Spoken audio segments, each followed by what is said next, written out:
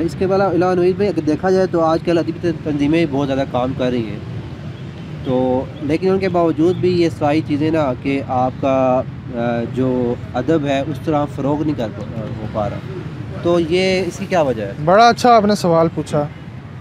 अदबी तंजीमें जैसे हर मोहल्ले के अंदर मस्जिदें बहुत सारी हैं, नमाजी तो है ही नहीं। ऐसे ही ठीक है, आप जगह जगह देख लें, मस्जिदें नज़र आएंगी, नमाजी आपको नज़र नहीं आएंगे। अदबी तंजीमें काम कर रही हैं किसके लिए? अदब की तरवीज और तरक्की के लिए। पॉलिसी बदलाएं भाई।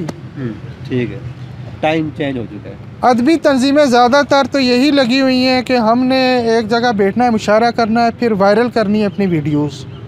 ठीक है, अदब की तरवीज और तरक्की करनी है तो आप सोच बदलें अवाम की, नई नस्ल की, तो अदब तो तब तरक्की करेगा। आपको चाहिए आप तंजीमें जो हैं वो तालीमी इदारों की तरफ जाएं, असातिज़ा से मिलें, असातिज़ा की ज़रा ज़हनी तरबियत करें, फिर तलबा की करें। वो जब नई नस्ल अदब का ज़ौक़ उनके अंदर पैदा होगा, वो जब माशरे में जाएंगे तो अदब तरक्की करेगा।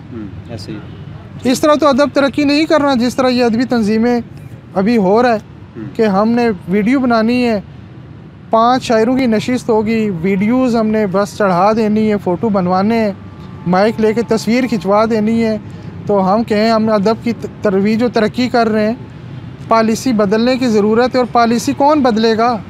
पॉलिसी वो बदलेगा कि जहाँ जिसके यहाँ पर सोचने की अल्लाह ने सलाहियत पैदा की है, जो घर से आया ही है बेचारा मशहूर होने के लिए, और आके तो उसने वो ऐसे ऐसे काम शुरू कर दिए हैं कि बस माफ़ी मांगी जा सकती है अल्लाह से, तो वो अदब की तरवीज और तरक्की नहीं होगी ऐसे।